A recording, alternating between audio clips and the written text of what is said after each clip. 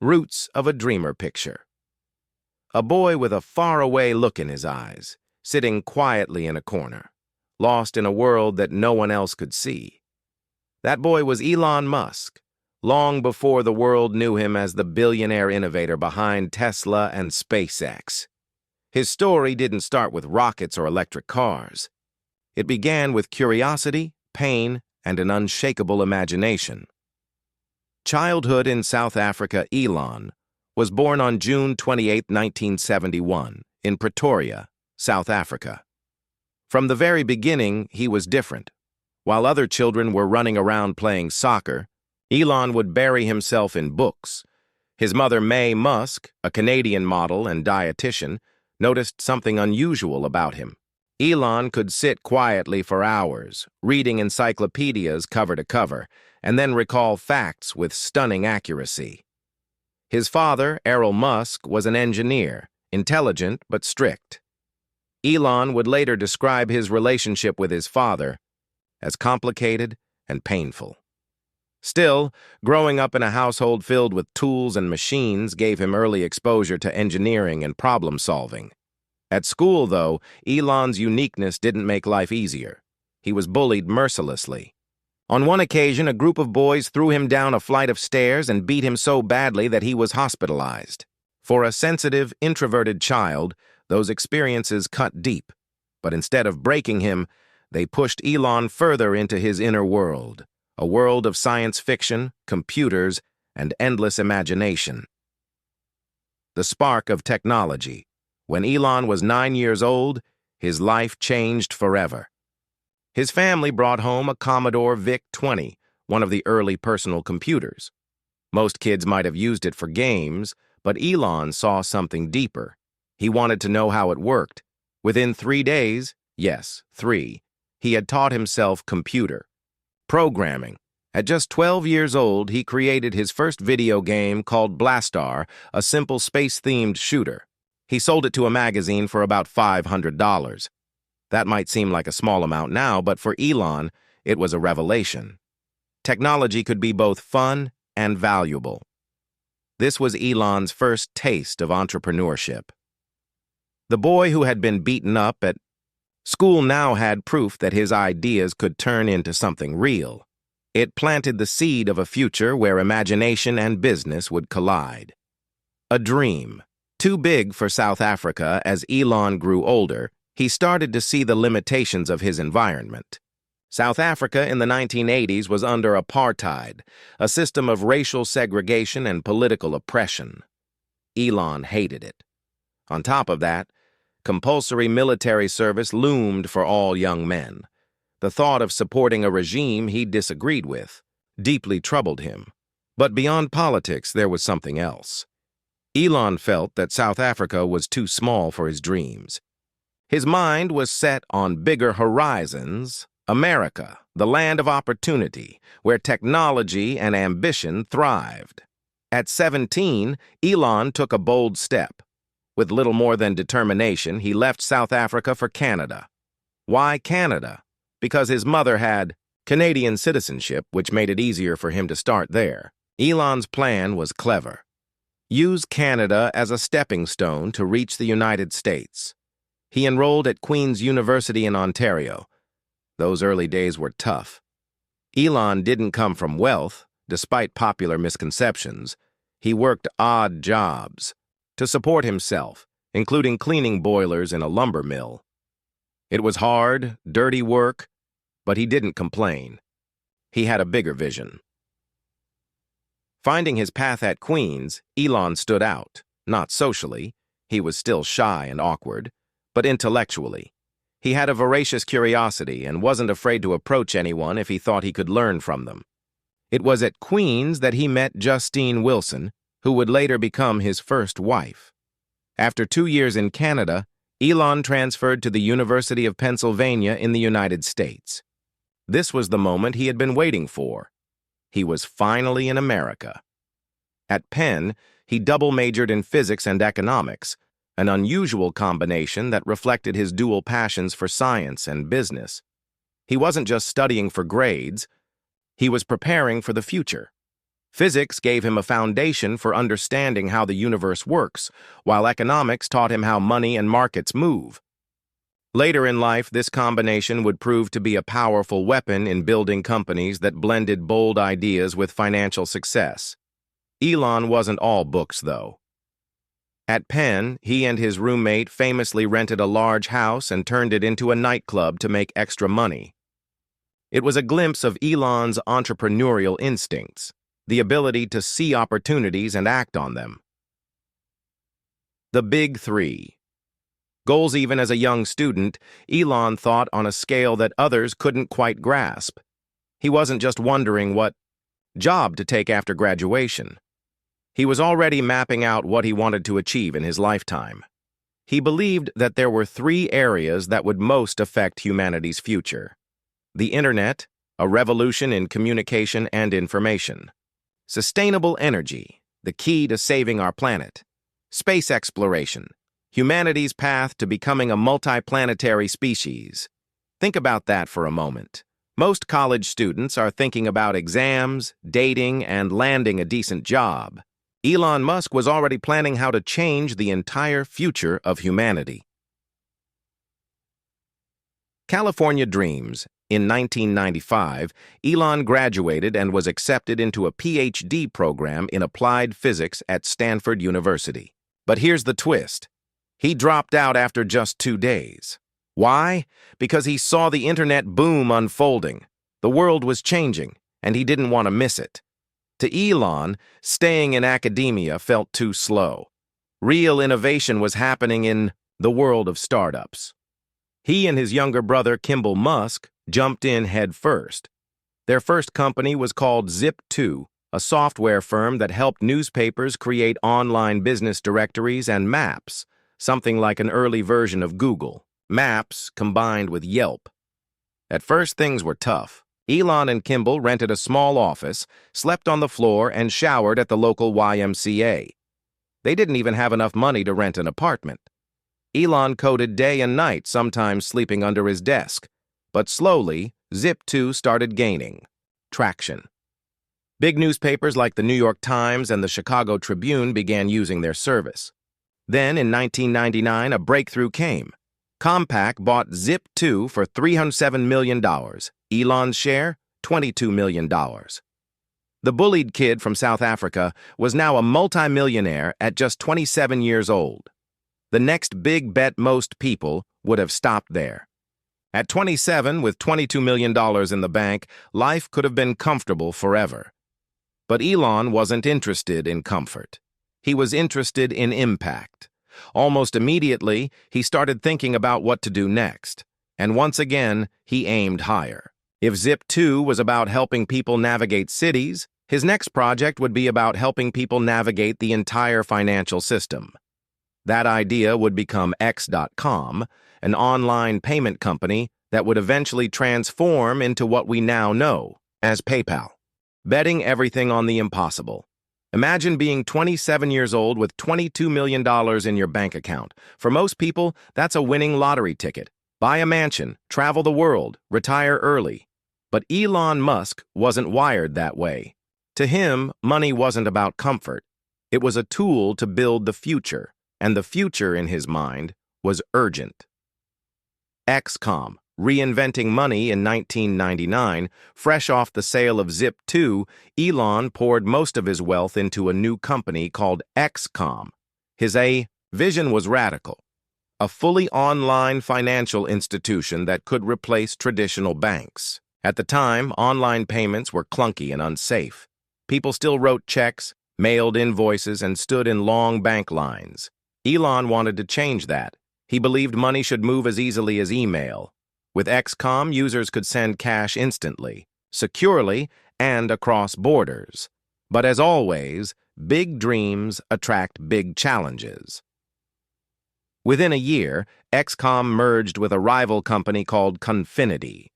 Co-founded by Peter Thiel and Max Levchin, Confinity had developed a product called PayPal. The merger was supposed to strengthen the business, but it also created tension. Elon, Peter, and Max had different visions. Elon wanted XCOM to expand into a full online bank. Peter and Max preferred to focus only on PayPal's core payment system. Disagreements escalated. In 2000, while Elon was away on a trip, the board sided with Peter Thiel and removed Elon as CEO. It was a painful blow, but Elon didn't walk away. He remained the largest shareholder.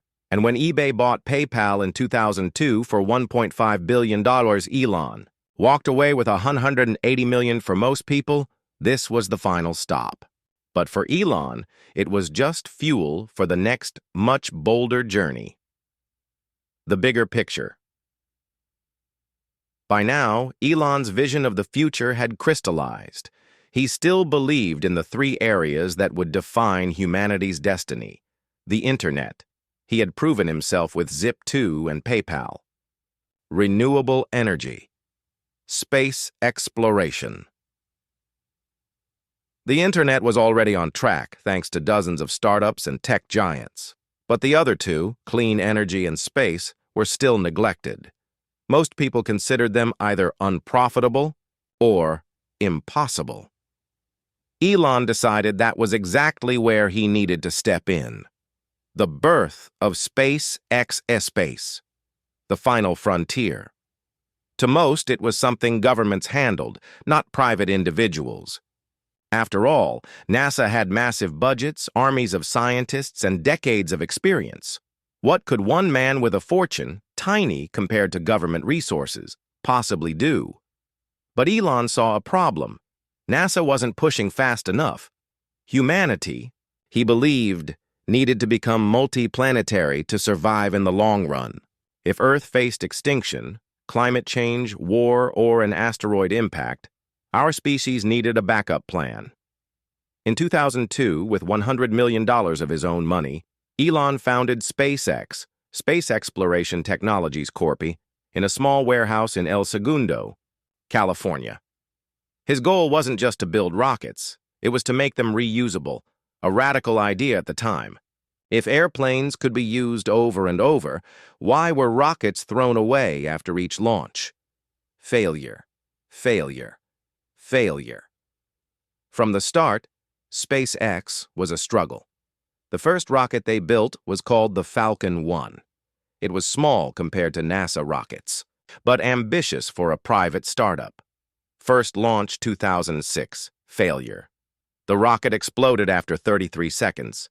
Second launch 2007, failure. Another explosion, this time after a few minutes. Third launch 2008, failure again. 3 rockets, 3 failures, and each one cost tens of millions. Elon had invested almost all of his PayPal fortune into SpaceX, and by 2008, the company was on the verge of collapse. Elon later admitted these were some of the darkest days of his life. He was almost broke. The press mocked him, calling SpaceX a vanity project destined for disaster. Investors refused to put in money, but Elon refused to quit.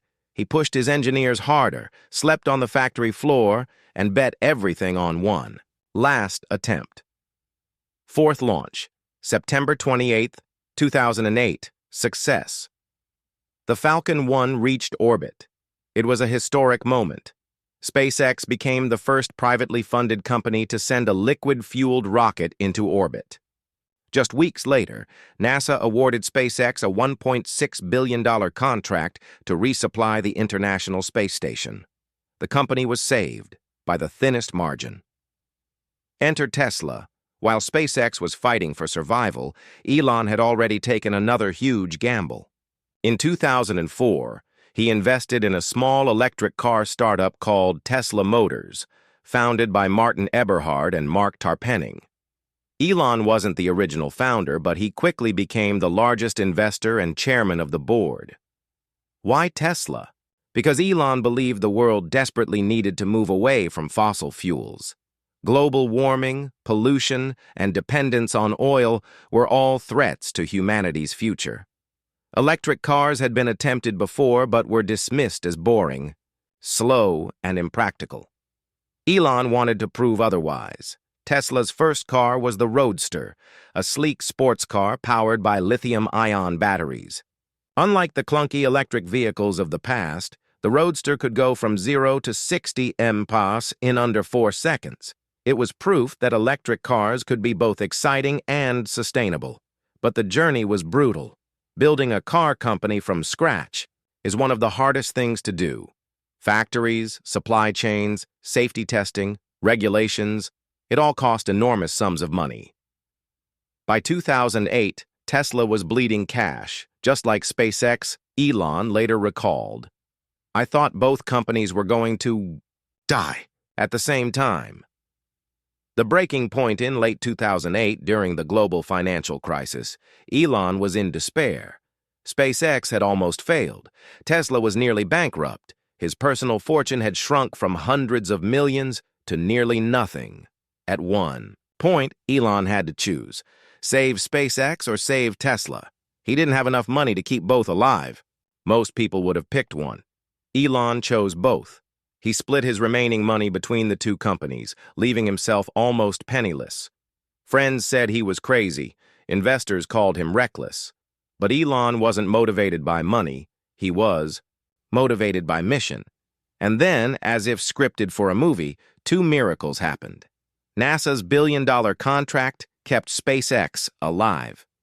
Tesla secured last-minute funding on Christmas Eve 2008, thanks to a group of investors who believed in Elon's vision.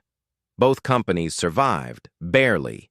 A new decade, a new era. By 2010, the tide began to turn. SpaceX was making progress with its Falcon rockets, and Tesla became the first American car company since Ford to go public. Elon's resilience had paid off. He had risked everything: money, reputation, even his sanity, and managed to keep his dreams alive. But this was just the beginning. The world had started to notice. No longer was Elon the eccentric internet millionaire. He was now the man who had saved two companies from death, both with the potential to reshape humanity's future, changing the world, one dream at a time. By 2010, Elon Musk had survived the storm. SpaceX was still alive. Tesla was still alive, barely. Many thought that was as far as the story would go. Two eccentric startups limping along, led by a man who had almost gone broke, chasing impossible visions. But what came next turned Elon Musk from a struggling entrepreneur into a global icon. Tesla's breakthrough, the Model Tesla's first car, the Roadster, had proved electric cars could be sexy and fast. But it was expensive and limited in production. If Tesla wanted to change the world, it needed a mass-market vehicle. Enter the Tesla Model S, launched in 2012. The Model S was unlike anything the auto industry had seen. Sleek design, long range, a giant touchscreen in the center console, over-the-air, software updates. It wasn't just a car, it was a computer on wheels. Critics doubted it. Car companies had tried and failed at electric vehicles for decades. But when the Model S hit the market, it stunned the world. Reviewers called it the best car ever made. In 2013, Motor Trend named it Car of the Year by unanimous vote. Suddenly, Tesla wasn't just a niche company, it was a revolution. But Tesla's mission wasn't only about selling cars. Elon wanted to accelerate the world's transition to sustainable energy. That meant scaling up fast. He announced plans for massive battery factories, gigafactories, that could produce batteries at a scale never seen before. Many scoffed at the idea. But Elon was used to that by now. SpaceX, rewriting the rules of space. Meanwhile, SpaceX was quietly preparing to do what no private company had ever done: compete with government space agencies. The Falcon 9 rocket, introduced in 2010, became the backbone of SpaceX. Unlike Falcon 1, it was powerful enough to carry large payloads to orbit.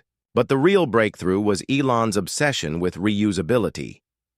In 2015, the world watched in awe as SpaceX landed a Falcon 9 booster upright after delivering a payload to space. Rockets had always been disposable, like throwing away an airplane after one flight. SpaceX proved they could be reused. This was the moment everything changed. Suddenly, space travel was no longer reserved for billion-dollar government budgets.